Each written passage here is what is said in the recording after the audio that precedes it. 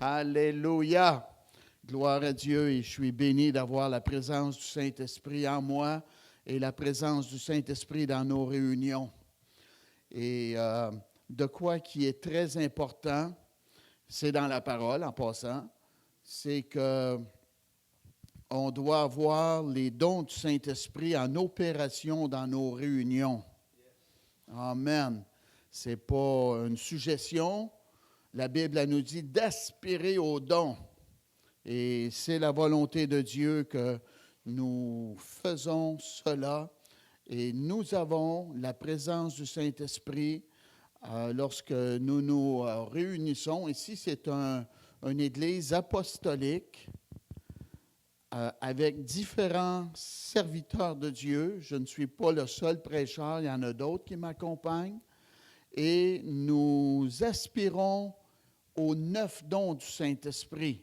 Amen. Et nous agissons par la foi. On impose les mains sur les malades. Amen. Et on veut voir la présence de Dieu se manifester et nous la voyons se manifester. Et nous avons des bonnes rencontres le dimanche matin lorsqu'on se rassemble pour célébrer Dieu. Là, Dieu est content, sa présence vient parmi nous. Et merci Dieu, dimanche passé, on a chanté « Jésus, Jésus, Jésus ». Amen. Alléluia. Et moi, je priais, ce n'était pas une longue prière, mais je priais « Jésus pour le Québec, Jésus pour le Canada ». Et Dieu va le faire. Alléluia. Il ne fait pas avec des gens qui ne le servent pas, il le fait avec des gens qui veulent le servir. Amen. Alléluia. Êtes-vous prêts pour une bonne parole ce soir? Je vais vous apporter la parole de Dieu sur ranime le don qui est en toi. Amen. C'est dans la parole. S'il vous plaît, allez dans la parole de Dieu, dans 2 Timothée, premier chapitre. Gloire à Dieu. Déjà, je n'aurais pas été audacieux comme je le suis, mais là, je suis rendu à 63 ans, 35 ans de pastorat de la même Église. J'ai le droit d'avoir de l'audace, amen, et ça fait des années que j'étudie la parole de Dieu, amen. Pas parce que je suis un orgueilleux, mais c'est parce que c'est la parole, qu'est-ce que je viens de vous dire là. Vous n'avez pas à chercher, là, hein? C'est dans la parole. C'est comme ça que nous devons être. 2 Timothée, premier chapitre, commençant au verset 1er, que le Saint-Esprit nous accorde un esprit de révélation et de sagesse, et que nos cœurs soient bien disposés au nom de Jésus à recevoir la parole de Dieu, et au nom de Jésus, que la parole soit un impact dans votre vie. Paul, apôtre de Jésus-Christ, par la volonté de Dieu, pour annoncer la promesse de la vie qui est en Jésus-Christ. Un apôtre, c'est comme un papa spirituel, OK? Et il n'était pas un apôtre de lui-même, il était un représentant de Jésus-Christ. Et c'est ce qu'un apôtre est. Il est un représentant de Jésus-Christ sur cette terre, OK? Pour annoncer la promesse de la vie qui est en Jésus-Christ. Promesse de la vie, la promesse de la vie éternelle qui se trouve uniquement en Jésus. Amen. Et lorsque Jésus était sur la croix, son nom était écrit sur la croix. Jésus. Amen. Si vous avez un autre sauveur, bien changez parce que ce n'est pas le bon. À Timothée, mon enfant bien-aimé, que la grâce, la miséricorde et la paix te soient données de la part de Dieu, le Père de Jésus-Christ, notre Seigneur. OK? Timothée était un fils spirituel de l'apôtre Paul. Il est venu à connaître Jésus par l'apôtre Paul. Amen. Donc, Paul, l'apôtre, était le père spirituel de Timothée. Il faut faire attention de ne pas être des gens solitaires. Amen. tu vas t'ennuyer. Il y a beaucoup de personnes qui sont seules et ils s'ennuient. C'est mieux d'avoir un père quand tu le peux, amen, d'avoir des frères, des sœurs. Et ça, bien, tu trouves ça dans l'Église de Jésus-Christ. Et là, le souhait que l'apôtre Paul a pour Timothée, là, je suis après à vous mettre dans le contexte, je suis après à vous donner un arrière-plan de la vie de Timothée. Que la grâce, la miséricorde et la paix te soient données. Pour marcher avec Dieu, on a vraiment besoin de la grâce de Dieu. Amen. Et également, si tu es comme moi, tu es comme moi, tu as besoin de la miséricorde de Dieu. Amen. OK? On désobéit à Dieu, regrettablement. On a besoin de la grâce et de la miséricorde de Dieu dans notre vie. Et la paix, oui, ça c'est une autre grande qualité à avoir dans notre cœur et dans notre tête et dans notre foyer et dans nos relations, avoir la paix. Amen. Si tu te chicanes avec moi, tu es pas mal bon. Parce que moi, gloire à Dieu, je suis un homme de paix. Vous pouvez le demander à ma femme, des fois, il y a ah, moi, je ne me stinerai pas avec toi ce soir, là. Non. Amen. Gloire à Dieu. Pas que ma femme est méchante, là. C'est pas ça que je vous dis. Je vous dis que je suis un homme de paix. Vous avez compris, madame. Merci. Je ne veux pas coucher dehors, là. Hein? Regarde, ils ressentent l'onction du rire. Non, c'est pas vrai, là. Amen, amen. Bon, mon enfant bien-aimé, que la grâce, la miséricorde et la paix te soient données de la part de Dieu. Le Père de Jésus-Christ, gloire à Dieu, notre Seigneur. OK. Je rends grâce à Dieu que mes ancêtres ont servi et que je sers avec une conscience pure. Un homme de Dieu doit avoir une conscience pure. Dites Amen.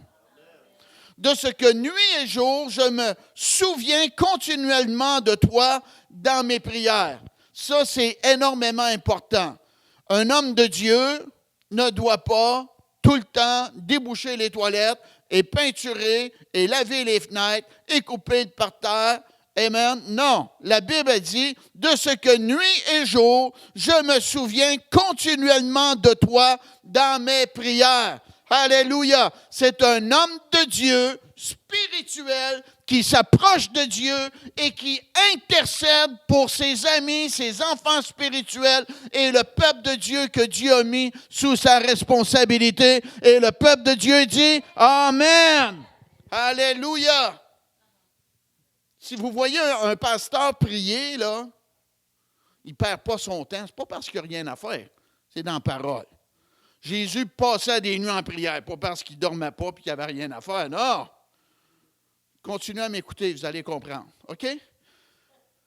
De ce que nuit et jour, je me souviens continuellement de toi dans mes prières, me rappelant tes larmes et désirant te voir afin d'être rempli de joie. Timothée aimait tellement son père spirituel, l'apôtre Paul, que lorsqu'ils se sont séparés, son cœur a été touché et il regrettait de se séparer d'avec son père spirituel. Amen. J'ai lu un email aujourd'hui d'un missionnaire qu'on supporte. Puis il m'a dit, notre nation, la communication est tellement pas bonne. Il dit, je suis chez moi et je suis à l'écoute, je dis ça de même là, de mon ordinateur, afin que lorsque tu vas me communiquer, que je sois capable de rentrer en contact avec toi. C'est-tu beau ça?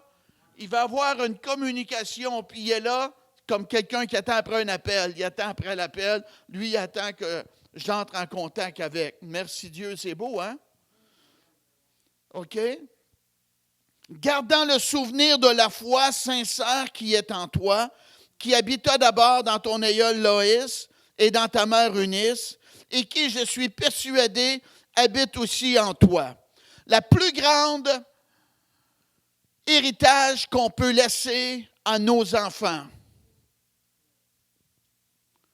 C'est l'héritage de connaître Jésus, de marcher avec Dieu et de connaître la parole de Dieu. C'est le plus grand héritage. 1 million, ils vont le brûler, mais garder Jésus dans notre vie et marcher avec Dieu et faire sa volonté, amen, wow, quel grand héritage. Moi, j'ai été grandement héritier parce que mes parents ont déposé en moi la parole de Dieu. Si je ne voulais pas prier, bien, ma mère, elle me disait, bien, prie pareil.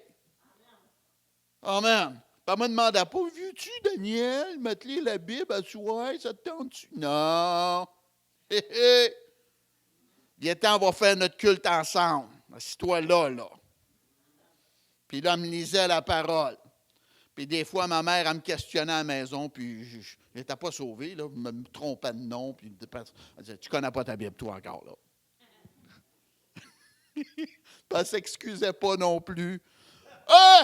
Aujourd'hui, les enfants rois, enseigne tes enfants dans la parole de Dieu et demande-leur pas la permission. Et le peuple de Dieu dit Amen.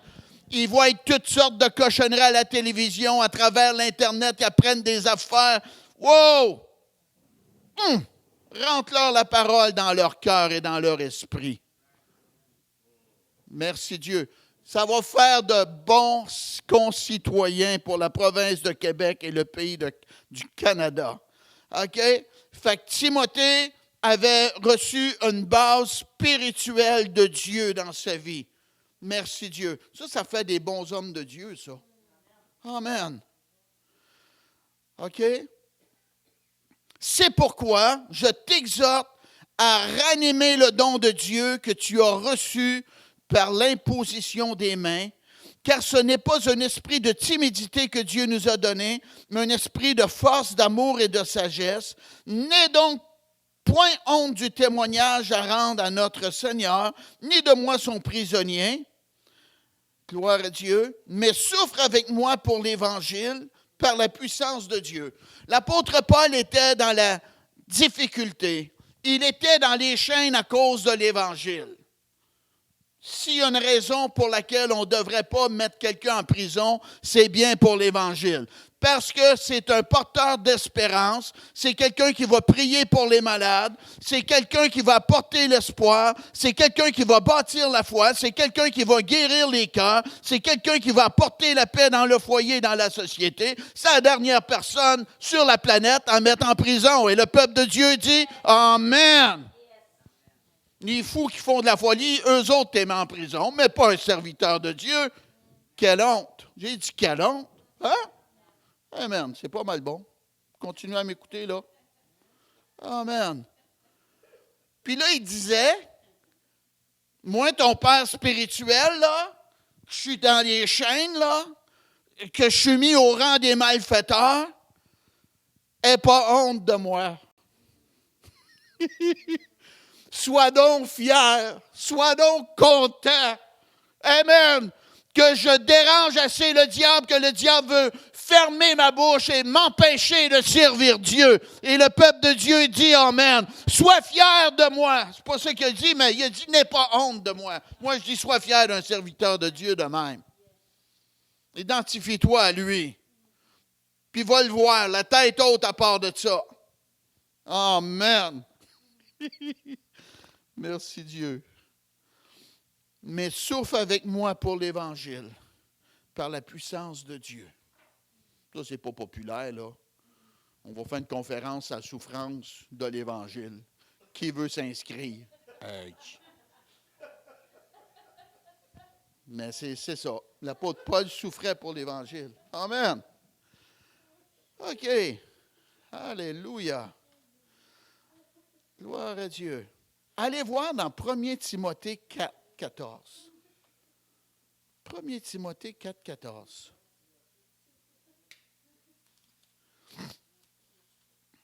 Quoi qui ne marche pas? Tu vois le diable à ta barnouche, là.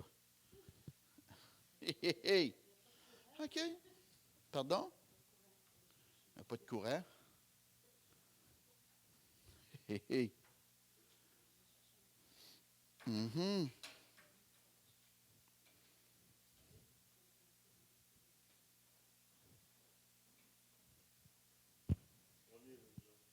Hein?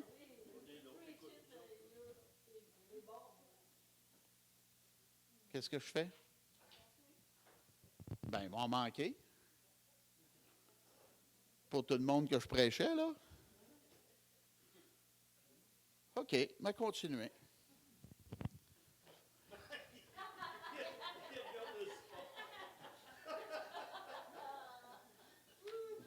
Excusez.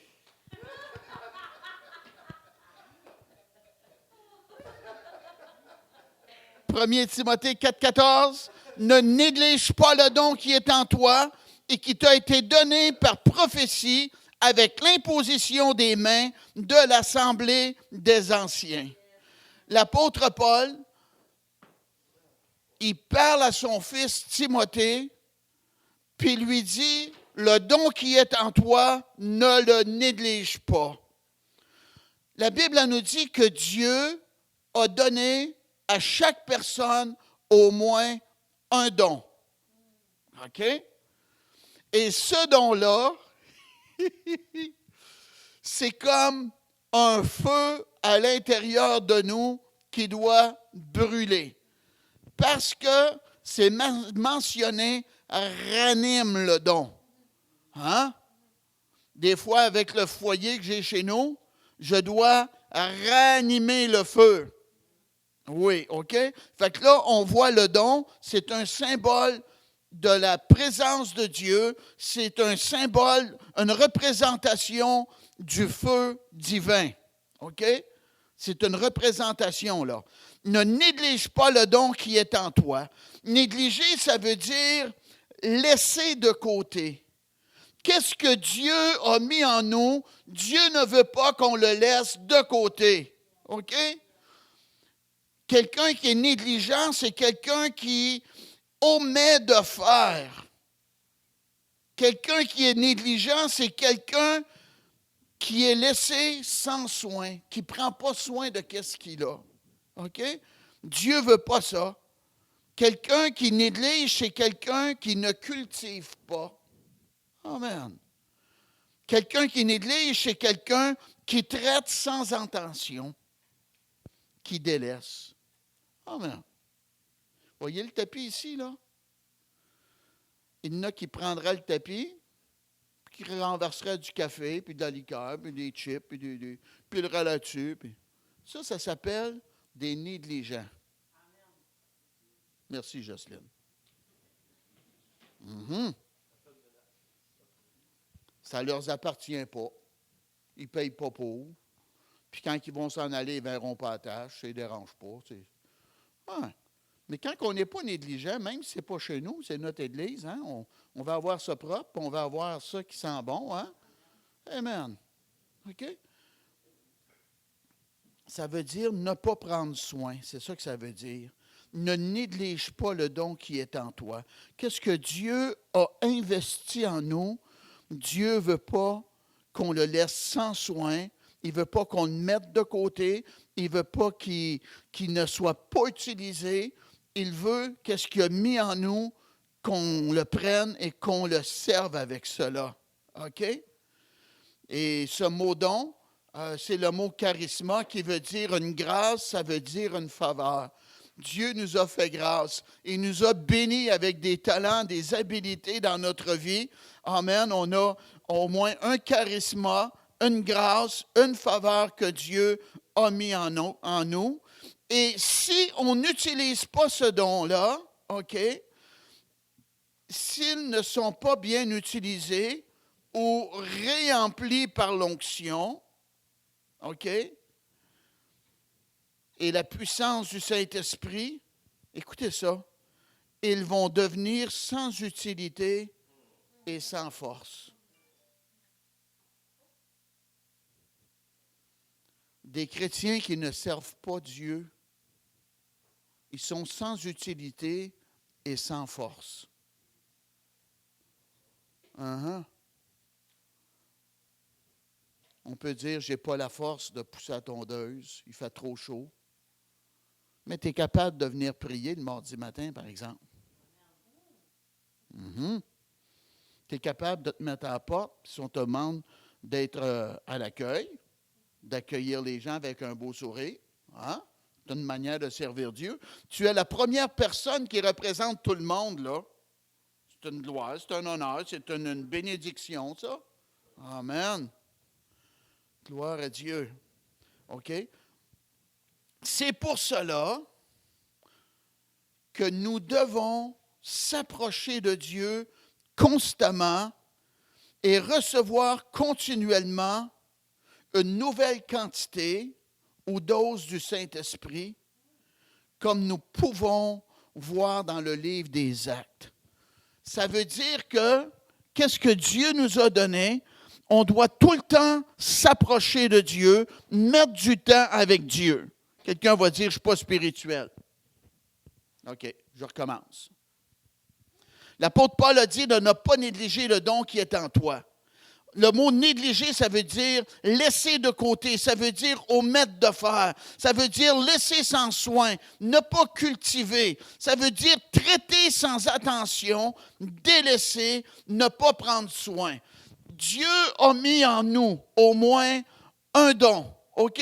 Et ce don-là que Dieu a placé au moins un, doit être cultivé, doit être utilisé. Sinon, qu'est-ce qui va arriver? Il va devenir sans utilité et sans force. Pareil comme des jambes qui ne marchent pas puis des bras qui ne servent pas. Les forces vont diminuer, les muscles vont faiblir. Et c'est la même chose avec qu'est-ce que Dieu a investi en nous. Le don, au moins un don, s'il n'est pas utilisé, il va être sans force puis il va être sans utilité. Et la parole de Dieu nous parle des paresseux dans le feu. Pas drôle, hein? Mais c'est ça pareil, là. Fait que Dieu veut qu'on le serve. Amen. Trouvez-vous une église pour servir Dieu. Énormément important. Oui. Ensemble, on fait une force de frappe. Quelqu'un dit, j'ai pas d'église. Bien, viens avec nous. Ma femme a eu une très grosse journée aujourd'hui à sabler du ciment. Oui, ma femme a fait ça.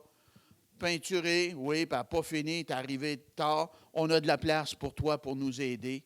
On a besoin du monde pour pousser les tondeuses. On a un grand terrain, là. Amen.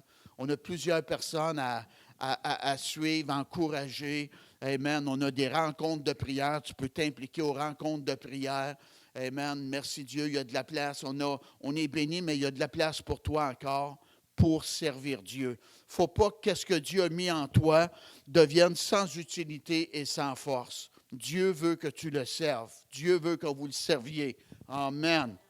OK? Et c'est pour cela qu'on doit continuellement s'approcher de Dieu afin que le don qui est en nous soit ranimé. OK? Et on va voir Jésus, notre exemple. Jésus qui est notre exemple. OK? Il passait des nuits dans la prière. Quelqu'un va dire, « Ah, j'ai été baptisé du Saint-Esprit, ça fait 18 ans de ça. » OK? 18 ans, c'est beau. Mais j'espère que tu as parlé en langue depuis ce temps-là et que Dieu t'a utilisé à travers ces 18 ans-là. Amen.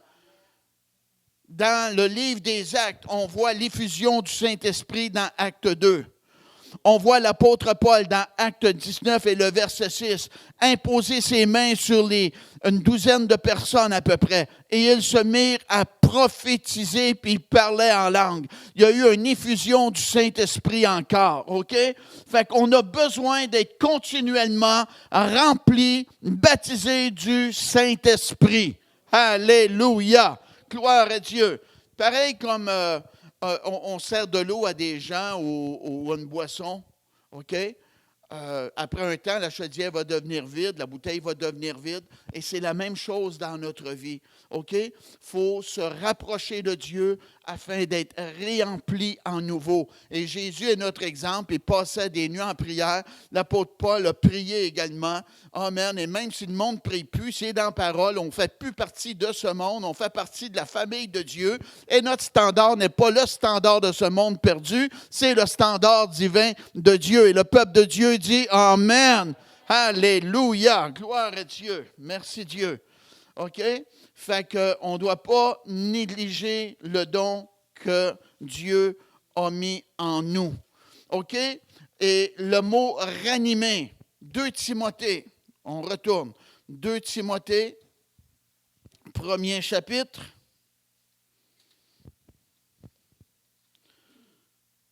Deux Timothée, premier chapitre, le verset 6. « C'est pourquoi je t'exhorte à ranimer le don de Dieu que tu as reçu par l'imposition des mains. » On est dans un monde solitaire. Ah oui. Mais la famille de Dieu ne doit pas être solitaire. Amen. Écoute bien, manque pas ça. Si tu n'as pas d'église, tu devrais en avoir une. Amen. Ah oui. Je comprends des fois, on est handicapé, puis on est 80 ans et plus, puis que, bon, ça ne marche pas. On comprend ça, OK? Mais disons, quelqu'un qui a des forces, là, Dieu s'attend qu'on ait une église, qu'on ait un pasteur, qu'on ait une famille spirituelle et qu'on s'implique dans cette famille-là. OK? Et être solitaire, spirituel, n'est pas de Dieu. La Bible nous dit, « C'est pourquoi je t'exhorte à ranimer le don de Dieu que tu as reçu par l'imposition de mes mains. » OK? Donc, Timothée ne devait pas être tout seul. Son père spirituel lui a imposé les mains. Gloire à Dieu. Et on peut voir Timothée également. OK? On peut voir cela. Attendez un petit moment, là. Je cherche la place. Gloire à Dieu. OK? 1 Timothée 4,14. « Ne néglige pas le don qui est en toi et qui t'a été donné par prophétie avec l'imposition des mains de l'Assemblée des anciens. » OK? Il y a des personnes, des anciens, et c'est la volonté de Dieu qu'il y ait plus qu'un pasteur. Moi, je vous dis, écoutez ça, là, ne manquez pas ça, là. Vous allez possiblement tomber sur le dos, là, si vous ne connaissez pas la parole, là. Un pasteur d'une seule église, ce n'est pas la volonté de Dieu. La volonté de Dieu, c'est qu'il y ait des anciens, un travail d'équipe ensemble pour former une force de frappe, amen, afin que le pasteur ne tombe pas en dépression et qu'il ne tombe pas en burn-out. Et le peuple de Dieu dit, amen. Oh, je suis en dépression, j'ai trop servi Dieu. Va dire ça au médecin, il va penser que tu es un fou. Hein? Amen. L'assemblée des anciens, d'autres hommes de Dieu. Timothée est appelé et ils l'ont consacré, OK? Et lorsqu'ils l'ont consacré, c'était pas les jeunes, là, c'était des représentants de Jésus, des apôtres, des gens matures, du monde qui savait qu'est-ce qu'ils faisaient. Ils sont devenus un avec Timothée. Amen. C'est pour ça que la Bible a dit de ne pas imposer nos mains avec précipitation, OK? Parce que lorsqu'on impose nos mains sur quelqu'un pour le consacrer, qu'est-ce qu'il va faire? On approuve qu'est-ce qu'il va faire, OK? Fait qu'il faut faire attention, là. Amen. Pas ordonner n'importe qui là, qui arrive, OK? Ça prend des gens qui ont démontré une fidélité, un amour pour Dieu, qui sont engagés, des gens, amen, qu'on connaît. Êtes-vous d'accord avec ça? Des gens qu'on connaît. Amen. OK? Donc, Timothée, les anciens, ils ont imposé les mains. Et là, il y a eu une prophétie qui a été donnée. Et possiblement, la prophétie était, « Mon fils, je t'ai appelé à être un évangéliste, prêche la parole en toute occasion, vis au-delà des difficultés, sois trouvé fidèle. » OK? Et je ne dis pas que c'est la prophétie, mais c'est une possibilité que ça soit ça, parce que ça l'a identifié Timothée, béni soit Dieu, puis il a reçu le don par l'imposition des mains. Alléluia! Quelqu'un dit, j'ai les mains vides. Impose-les pas sur moi. Moi, c'est des mains de feu que je veux. Hey! Cœur vide, main vide. Non. Amen. Cœur en feu, main en feu. Alléluia! Amen. Et la présence de Dieu est communiquée. Gloire à Dieu. Wow! C'est puissant, ça. Ah oui. Merci Dieu. Le temps passe rapidement, là, mais écoutez ça. La bénédiction d'imposition des mains. Allez voir ça dans Nombre 27. Nombre 27. Ça fait longtemps que ça existe, ça. Jésus a imposé ses mains sur une femme qui avait un esprit d'infirmité. Et l'esprit d'infirmité est parti. Et la femme est redevenue normale. Sa robe avait monté. Ben oui, t'as plus croche. Nombre 27. Nombre 27. Regardez ça, là. Ah oui, c'est ça. Amen. Au lieu d'être croche, puis avoir la robe peut-être à terre, elle s'est redressée, la robe a monté. Amen. Yes. Hein? Amen. Ah oui. C'est donc bien ta robe courte. Ben. Amen. J'ai été abattu, puis j'ai été libéré. OK. Nombre 27.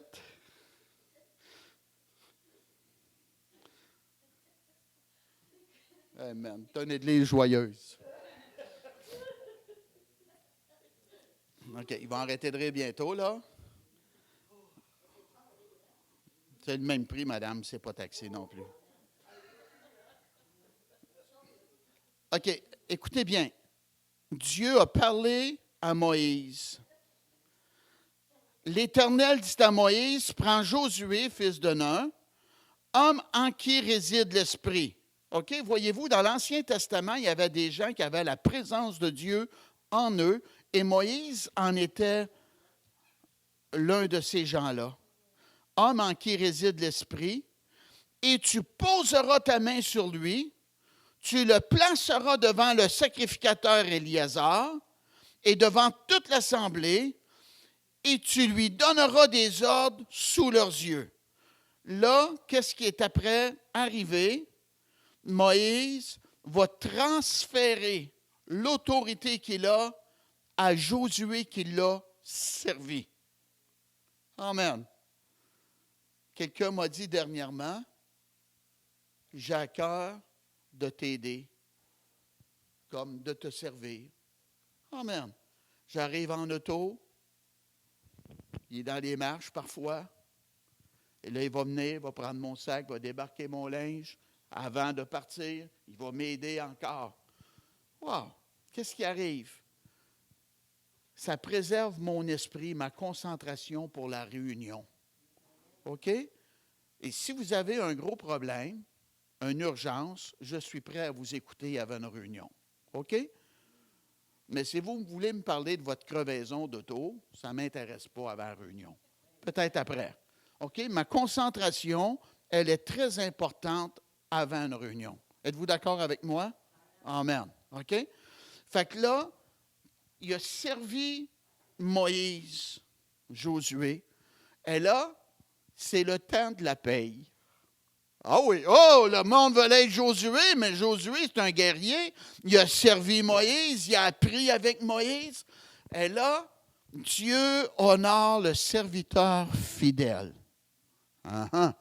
Moïse n'a pas couru après, où est-ce qu'il est rendu à 400 000, là, puis on le voit 2 fois par année. Non, c'est un serviteur fidèle. OK? Fait que là, tu vas le placer devant le sacrificateur Éliasar. Et là, tu vas donner tes recommandations à Josué. Pourquoi? Afin que les gens reconnaissent l'appel de Josué et son autorité qu'il a et les recommandations que tu lui donnes, afin que les gens l'acceptent après le dirigeant de Moïse. Voyez-vous, au lieu de la confusion, c'est de l'ordre, là. Ça va bien, hein? Amen. OK? Je recommence verset 19. Tu le placeras devant le sacrificateur Éliasar et devant toute l'assemblée, et tu lui donneras des ordres sous leurs yeux. Tu le rendras participant de ta dignité, afin que toute l'assemblée des enfants d'Israël l'écoute. Dignité, ça, on n'entend pas ça ici au Québec, là. mais c'est dans la parole, la dignité du serviteur de Dieu. Lorsque Moïse va imposer ses mains sur lui, il va y avoir un transfert d'onction, un transfert de dignité. Amen. Tu vas devenir le prochain leader du peuple de Dieu. Alléluia. Et les gens ne doivent pas te combattre. Les gens doivent marcher dans un esprit d'unité et d'accord avec toi parce que c'est toi que Dieu a choisi et il t'a établi publiquement. Alléluia. Voyez-vous la force de l'onction, de consécration? Amen. Ah oui. Dieu n'est pas un Dieu de désordre. Amen. Moi, j'ai un pasteur, mon pasteur de New York. OK? J'ai un pasteur. Gloire à Dieu. Amen. Je ne suis pas tout seul. Non. J'ai de l'autorité sur moi. C'est une protection pour moi, une protection pour tout le monde. Amen. Avez-vous pensé vivre dans un monde qui n'a pas de police? Hein? On rit des polices, mais pas de police, là. Hey, ça serait le chaos. Le monde passerait ses rouges, arrête ses vertes, il passe ses jaunes, blablabla. Hein, les accidents qu'on aurait, ça serait le chaos parce qu'il n'y a pas d'autorité. Il faut avoir de l'autorité dans notre vie, c'est dans la parole, hein? OK? Bon, fait que le temps passe très rapidement et je vais m'embrayer rapidement. Donnez-moi à peu près 5 minutes, là. OK? Ne manquez pas ça, par exemple. OK? Ranime le don qui est en toi. 2 Timothée 1. 2 Timothée 1. 2 Timothée. 2 Timothée 1. C'est pourquoi je t'exhorte de ranimer le don de Dieu que tu as reçu par l'imposition des mains. On reçoit des dons par l'imposition des mains.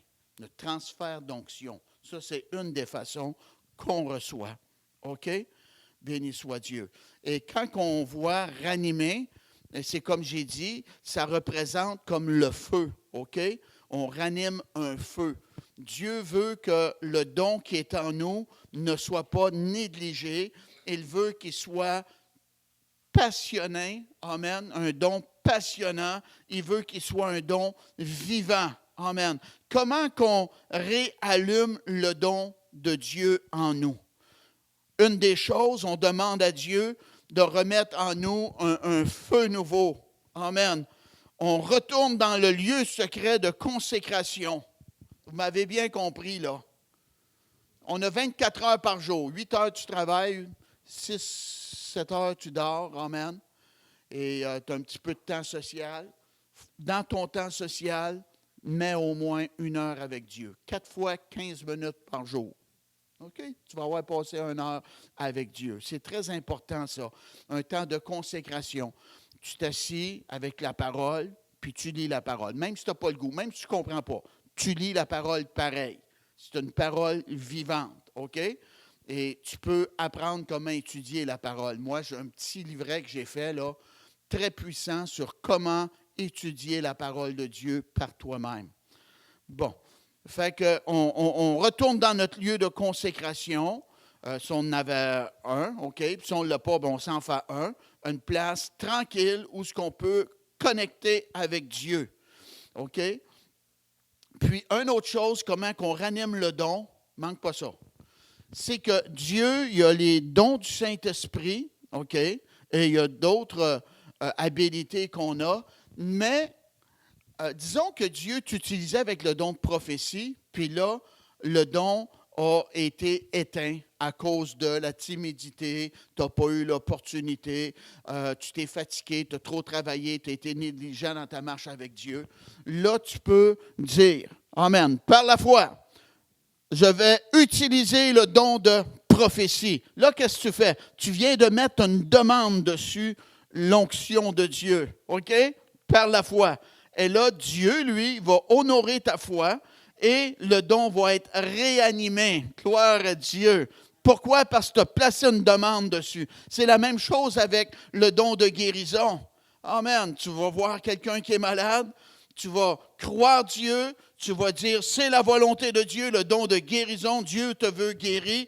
Donc, je crois Dieu, je mets une demande sur l'onction, la présence de Dieu, que Dieu te touche au nom de Jésus, et je crois qu'il va le faire. Et là, tu vas voir la personne guérie. Pourquoi? Parce que tu n'as pas négligé, tu as placé une demande sur l'onction de Dieu. OK? Et une autre chose pour ranimer le don du Saint-Esprit en toi, c'est les opportunités qui se présentent dans ta vie. Laisse-les pas passer. Utilise ces opportunités-là. Moi, à travers les années, j'ai voyagé beaucoup, et j'ai eu des portes ouvertes, des grandes portes, des petites portes, des portes se sont fermées, des déceptions, des bénédictions, OK? Mais qu'est-ce que j'essayais de faire? J'essayais d'utiliser toutes les portes qui s'ouvraient devant moi afin de servir Dieu. Et quand que tu sers Dieu, tu vas avoir la joie du Saint-Esprit à l'intérieur de toi et tu vas vivre des expériences, tu vas avoir des témoignages à donner. Alléluia! Gloire à Dieu. OK? Parce que tu as servi Dieu, tu as utilisé les opportunités et ce don-là ne sommeille pas en toi. Il est en action parce que tu sers Dieu. Alléluia. Béni soit Dieu. Et également, l'apôtre Paul, quand il a consacré Timothée, amen, il y a eu l'imposition des mains et il y a eu un don qui a été déposé dans sa vie en ce moment-là. Et nous pouvons voir également des serviteurs de Dieu qui travaillent ensemble dans Actes 1er chapitre, à partir du verset 1er jusqu'au verset 3. Et il y a eu un don de prophétie qui a dit « Mettez-moi à part ». Paul et Silas, à l'appel que je les ai appelés, et ils ont été relâchés et envoyés par le Saint-Esprit. Voyez-vous, les anciens travaillaient en équipe et les gens sortaient, pas d'eux-mêmes, mais ils sortaient avec la bénédiction de leur Église, la bénédiction de leurs anciens, et ça leur donnait une crédibilité dans leur vie personnelle. Amen, c'est bon, hein? Merci Dieu. Et on peut voir aussi une dernière chose que je veux vous partager dans Deutéronome 34 et le verset 9. Deutéronome 34 et le verset 9. Ça nous parle encore de Moïse et de Josué, là. Amen. Vous pouvez venir vous préparer pour chanter un dernier chant, s'il vous plaît.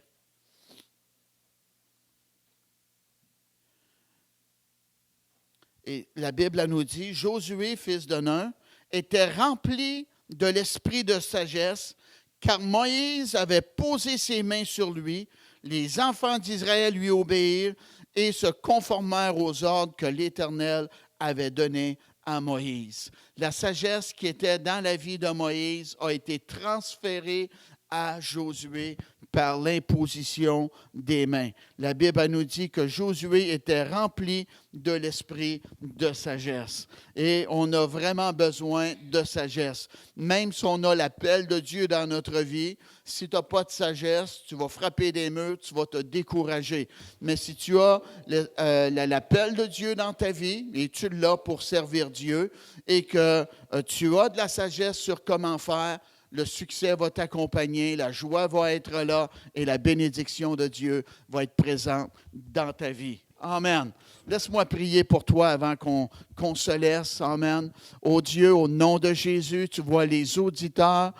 J'envoie la parole de feu. Amen. L'esprit de résurrection dans leur vie.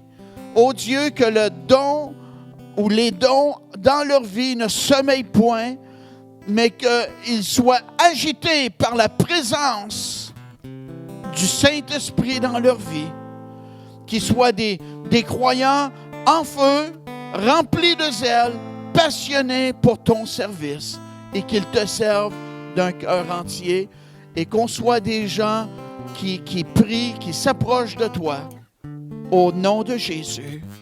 Amen.